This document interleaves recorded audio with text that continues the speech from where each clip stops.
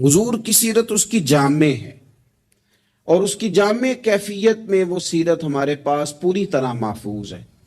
حضرت عیسیٰ علیہ السلام اللہ کے بڑے عزتوں، شانوں، بلندیوں والے پیغمبر ہیں، پر انہوں نے تو نکاح ہی نہیں فرمایا۔ تو جو آدمی چاہے گا کہ میں نے شادی کرنی ہے اور مجھے سیرت چاہیے، تو وہ کہاں سے لے گا؟ جناب عیسیٰ علیہ السلام نے تو نکاح نہیں فرمایا۔ حضرت عیسیٰ علیہ السلام کی حیات مبارکہ میں نرمی ہی نرمی ہے، درگزر ہی درگزر ہے۔ اور ایک حیات مبارکہ ہے حضرت موسیٰ کلیم اللہ کی، جس میں جلال ہی جلال ہے، جس میں جلال ہی جلال ہے۔ اس چیز کو بھی بعض لوگ سمجھنا چاہیے کہ ہر جہت کی خوبصورتی کی، ہر پھول کی اپنی اپنی خوشبو ہوتی ہے، اور سارے پھول ملے تو پھر گلدستہ بنتا ہے۔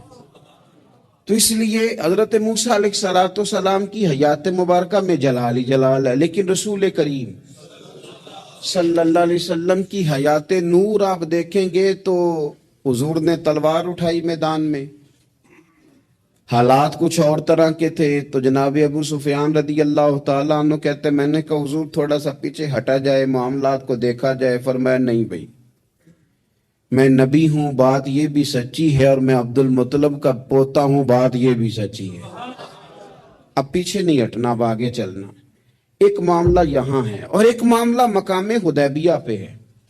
حضور نے خود فرمایا کہ ہم عمرہ کے لیے جا رہے ہیں، لیکن جب وہاں حالات کا رخ کچھ اور دیکھا، اور حضرت عمر جیسے لوگ کھڑے ہو کے کہہ رہے تھے کہ یا رسول اللہ ہم کیوں دب کے صلح کریں، آپ بھی سچے، قرآن بھی سچا، اسلام بھی سچا۔ تو نبی کریم علیہ السلام نے فرمایا عمر میں اللہ کا رسول ہوں، میں مرضی سے نہیں بولتا، میں وہی کہتا ہوں جس کا میرا رب مجھے حکم ارشاد فرماتا ہے۔ تم اس کو دبی ہوئی صلح نہ سمجھو، تم اسے فتح مبین ہی سمجھو۔ تو پھر وہ فتح مبین کی صورت میں سامنے آئی وہ چیز، اور وہی صلح حدیبیہ جس پر بہت سارے لوگ کلام کر رہے تھے، وہی فتح مکہ کا سبب بن گئی، وہی دروازہ کھلا بعد میں فتح مکہ کا۔ تو نبی پاک علیہ السلام کی سیرت میں آپ کو ہر چیز میسر آئے گی، لیکن کچھ چیزیں زیادہ نمایاں ہیں، ان میں آپ کو زیادہ وضاحت اور زیادہ دلالت میسر آتی ہے۔ ان میں سے آپ دیکھیں حضور علیہ السلام مالک و مختار ہیں اللہ کے خزانوں کے باذن اللہ تعالی۔ حضور سید الانبیاء ہیں، سید الرسل ہیں، اللہ نے اپنے محبوب کو غیب کے خزانوں کی کنجیاں دی ہیں، سرور کائنات امام الانبیاء ہیں۔ حضور علیہ السلام کو اللہ تبارک و تعالی نے بے پناہ عظمتیں دی، صبح قیامت لوائے الحمد کا جھنڈا اللہ دے گا۔ لیکن میرے بھائی سب سے پہلے بلا حضور کی کون سی صفت دنیا کے سامنے آئی؟ سب سے پہلے جس نام سے لوگوں نے نبی پاک کو جانا وہ کہ حضور کا صادق اور امین ہونا، کہ حضور سچے بڑے۔ نبی پاک صلی اللہ علیہ وسلم ان کی زبان نور سے کبھی کوئی کلمہ ایسا جو خلاف واقعہ ہو نکلا؟ حضور سچے ہیں، حضور سچے ہیں۔ نبی پاک نے جو کہہ دیا سو کہہ دیا، حضور اپنے وعدوں کے پکے ہیں، رسول پاک بات کے یہ سب سے پہلے صادق اور امین ہونا نبی پاک کا۔ میرے نبی پاک صلی اللہ تعالی علیہ وآلہ وسلم کی صداقت کا، حضور علیہ السلام کی زبان کی صفائی کا یہ عالم تھا کہ جب مسلمان نجاشی بادشاہ کے پاس پہنچ گئے، پہلی ہجرت جو ہجرت حبشہ کے نام سے موسوم ہے وہ ہجرت ہوئی۔ حضور سید عالم صلی اللہ علیہ وسلم کہ غلام وہاں پہنچے تو انہوں نے وہاں شکایات بھیجی، اور جب شکایات وہاں پہنچ گئیں تو نجاشی جو تھا وہ کہتا میں جذباتی فیصلے نہیں کرتا، میں ایسے تم آ گئے ہو، تم نے شکایت کر دیا ہے کہ مسلمانوں فتنہ فساد معاذ اللہ پھیلا کے تمہارے پاس آ گئے، میں پہلے تحقیق کروں گا بات کیا ہے۔ اس نے آن کر کے معلومات کی، کہنے لگا کوئی بندہ تلاش کرو، کوئی عرب کا بڑا آدمی وزادار سردار بندہ یہاں تمہیں نظر آئے تو وہ بندہ ذرا لے کے آؤ، اس سے میں نے کلام کرنا ہے۔ کوئی وزادار آدمی ابو سفیان ابھی مسلمان نہیں ہوئے تھے، حضور کے چچا وہ ان دنوں حبشہ گئے ہوئے تھے تجارت کی غرض سے. لوگ انہیں پکڑ کے نجاشی کے پاس لے آئے تو نجاشی نے سوالات کیے بہت سارے. دو چیزیں ہوتی ہیں، ایک بندہ جب کسی کی حمایت میں ہوتا ہے تو پھر بھی سوچ سمجھ سے آری ہوتا ہے. کیوں؟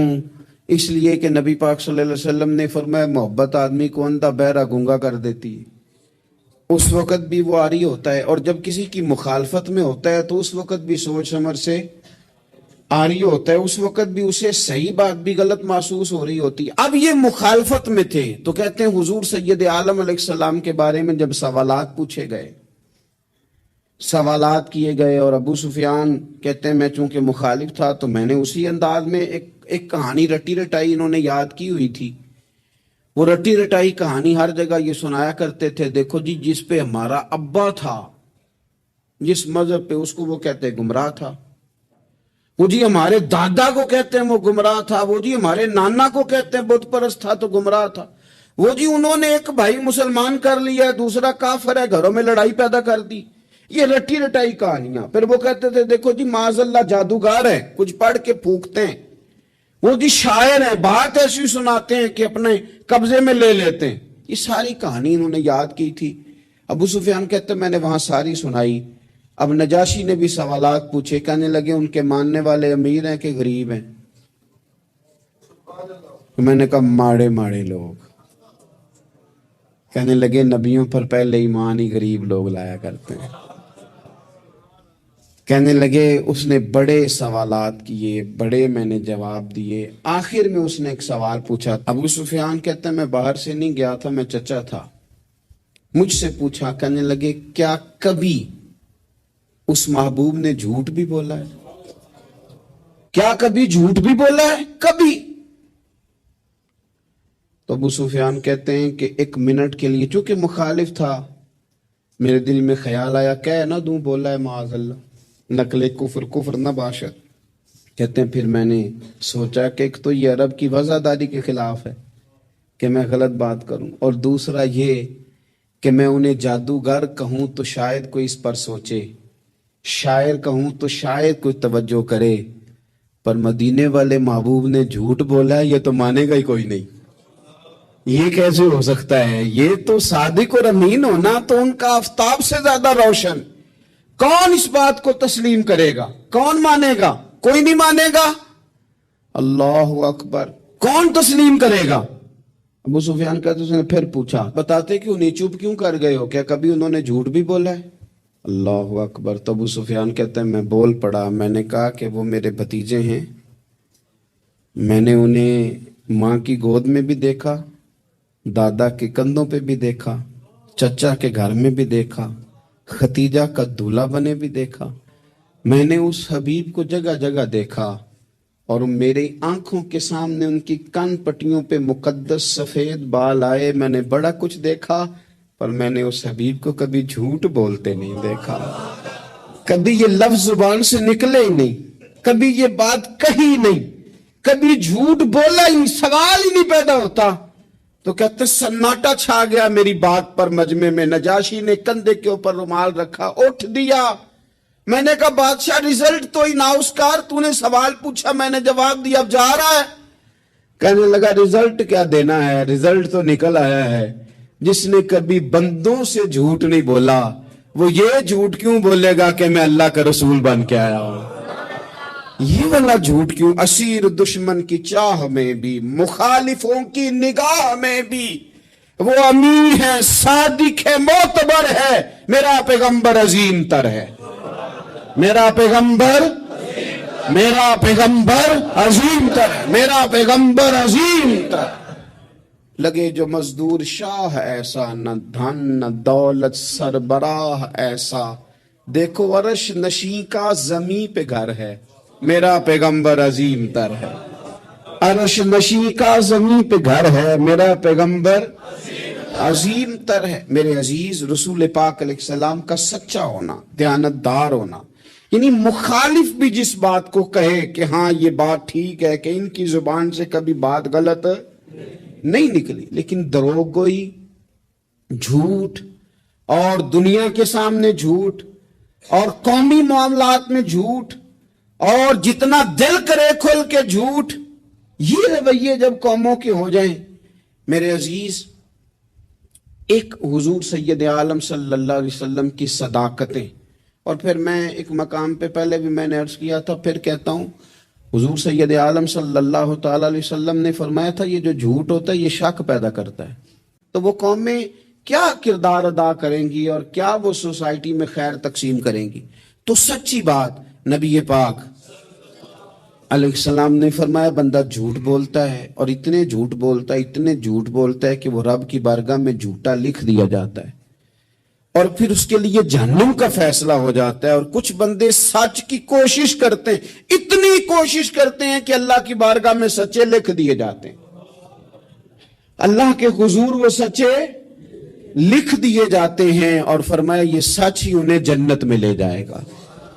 دوسری بات جو حضور کی سیرت مبارکہ میں ہمیں بہت زیادہ نظر آتی ہے وہ ہے عہد کی پابندی، وعدوں کی پابندی، جو کہہ لیا سو کہہ لیا۔ جب آپ کوئی عہد کر لیتے ہیں نا، معاہدہ کر لیتے ہیں، پہلے تو اس بات کو اچھی طرح سمجھ لیں کہ حضور نے ایک جملے میں ساری حقیقت بیان کر دی، فرمایا لا دین لمن لا عہد لہ، جو وعدے کا پابند نہیں اس کا کوئی دین ہی نہیں، بات ہی ختم کر دی۔ آگے تو آپ تب بڑھیں گے نا جب بنیاد ہی ہوگی، اور جب دین ہی کوئی نہیں، بنیاد ہی کوئی نہیں، تو پھر بات آگے کیسے بڑھے؟ اس سے اگلا آپ فصل کیسے بوئیں گے؟ عزیز دوست میری بات پر آپ توجہ کریں گے، نبی پاک صلی اللہ علیہ وسلم نے جب عہد کیے تو پھر حضور نے عہد کی پابندی کی، اور اس طرح کے بعض اوقات عقل انسانی کھڑی ہو جاتی ہے کہ اس طرح بھی وعدے کی پابندی ہوتی ہے، یعنی بندہ چکرا جاتا ہے کہ یوں بھی ہوتا ہے۔ آپ غور کریں نا، ایک صحابی کہتے ہیں میں نے اعلان نبوت سے پہلے حضور سے کچھ چیز خریدی، اور میں نے عرض کی حضور آپ یہاں رکے، میں پیسے لے کے آیا۔ آپ کتنا کو کسی کا انتظار کر سکتے ہیں؟ میں نے دیکھا ہے 2-4 منٹ امام صاحب لیٹ ہو جائیں تو لوگ اعتراض کرتے ہیں، کہتے ہیں یہ آتا نہیں، لہذا ہم نے بندہ بدلنا ہے، چھٹی دے دو اس کو۔ کتنا کو آخر؟ میرے عزیز وہ شخص کہتے ہیں، صحابی فرماتے ہیں کہ میں نے نہ کوئی چیز اعلان نبوت سے پہلے خریدی، عرض کی یا رسول اللہ صلی اللہ علیہ وسلم آپ یہاں رکیں تو میں پیسے لے کے آیا، کہتے ہیں میں گیا اور گھر جا کے بھول گیا کہ حضور کو کھڑا کر آیا ہوں۔ 1 گھنٹہ بھولے آپ، 4 گھنٹے بھولے، 1 دن بھولے، کہتے مجھے 3 دن تک یاد ہی نہیں آیا۔ میں نے کہہ دیا آپ نے سن لیا، کبھی سوچو 3 دن انتظار کوئی آسان کام ہے؟ الانتظار اشد من القتل، اہل عرب کہتے ہیں قتل ہوتے اتنی تکلیف نہیں ہوتی جتنی انتظار کرتے ہوئے ہوتی، یہ تو موت سے سخت بات ہوتی۔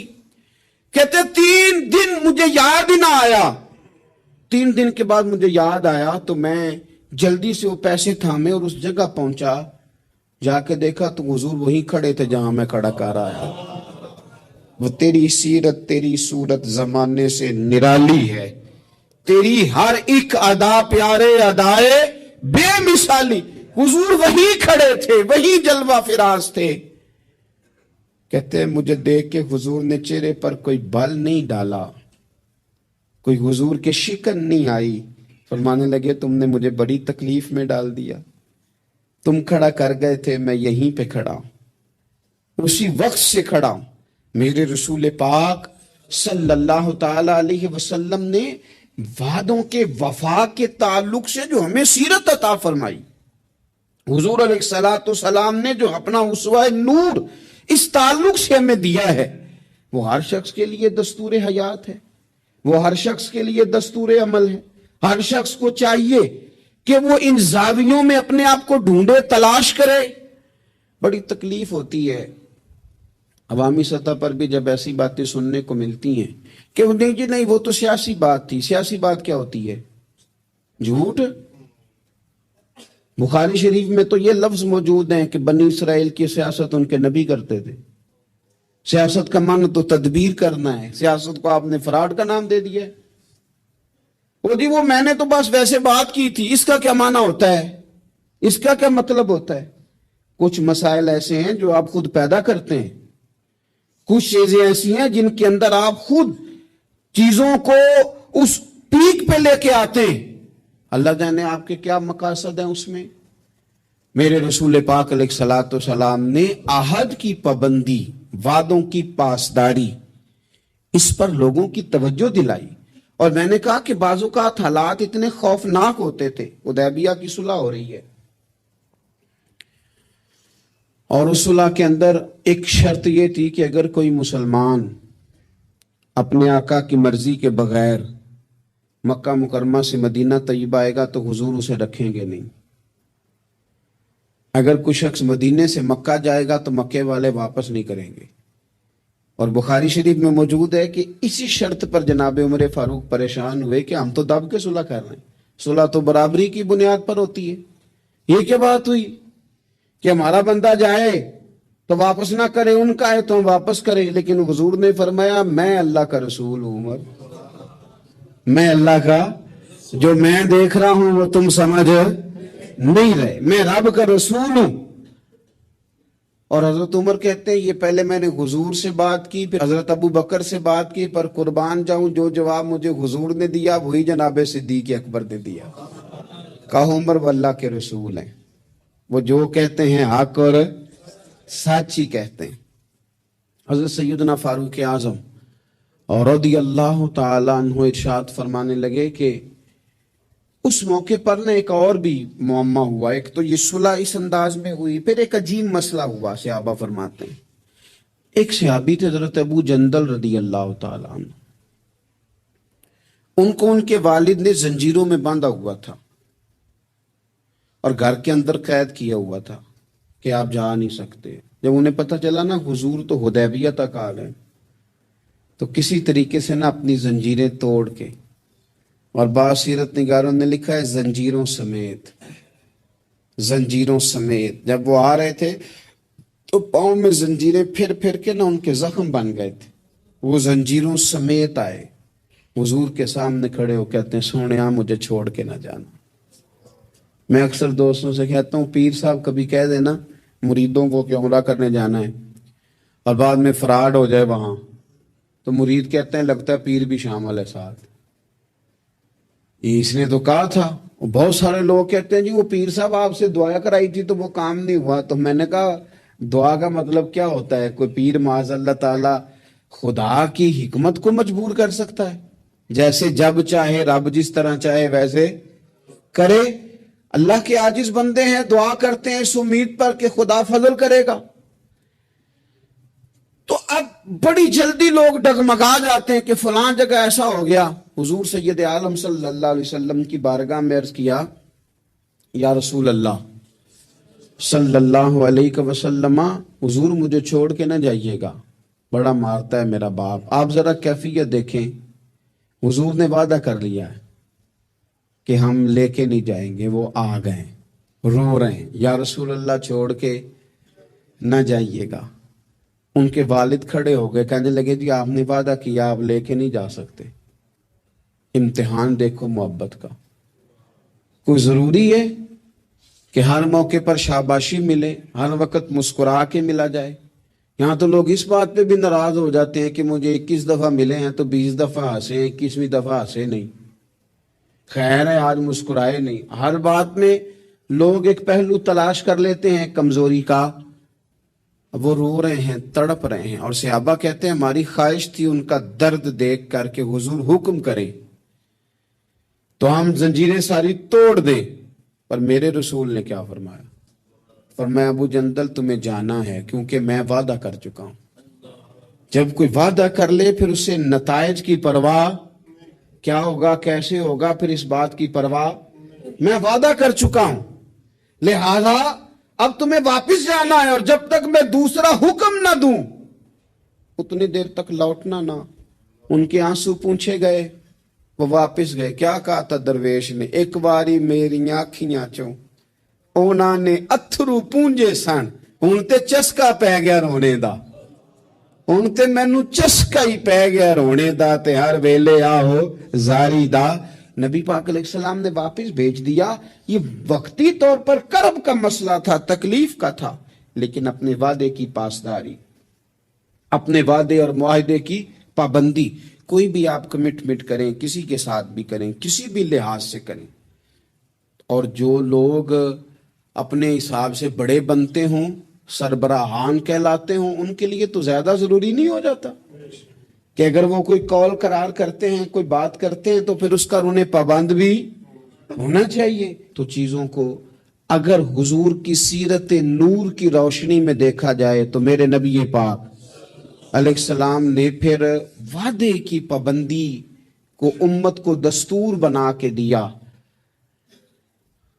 حضرت حذیفہ بن یمان، حضرت ابو حسین رضی اللہ تعالیٰ عنہ، یہ دو لوگ کہتے ہیں کہ بدر کی جنگ میں نا ہم حضور کے ساتھ لڑنے کے لیے گھر سے نکلے. رستے میں ابو جہل نے اور کچھ اور لوگوں نے ہمیں روک لیا. کہاں جا رہے؟ ہم نے کہا حضور کی زیارت کے لیے. انہوں نے کہا نہیں، تم جنگ کرنے جا رہے، لڑائی کرنے جا رہے، تم لڑو گے. ہم نے وہاں وعدہ کر لیا کہ ہم نہ صرف زیارت کریں گے، ہم لڑیں گے نہیں.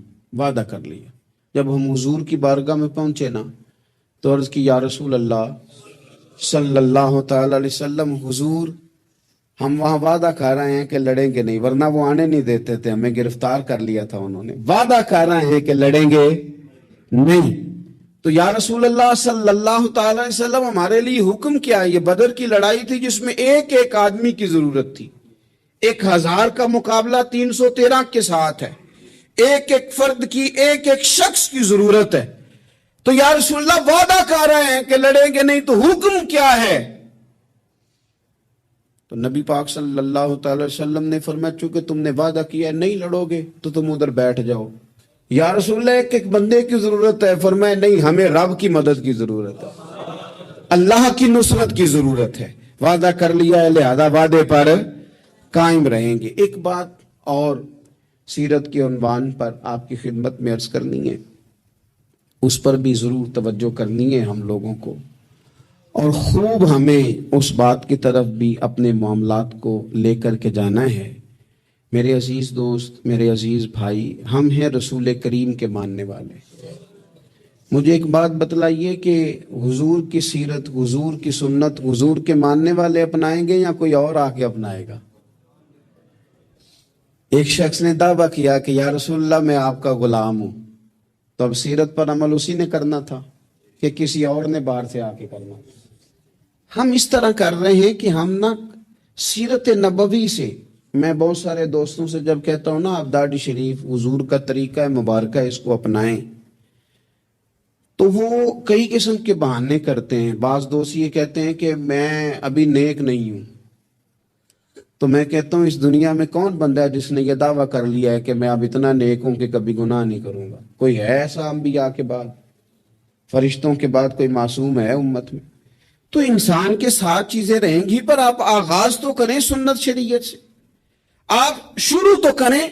ہم نے کس دن سنت شریعت کا سفر کرنا ہے؟ نبی پاک صلی اللہ علیہ وسلم کے ہر فعل میں حکمت، حضور کی ہر بات میں حکمت. کیا ایک چھوٹی سی بات ہے مسواک، کوئی بڑی بات ہے؟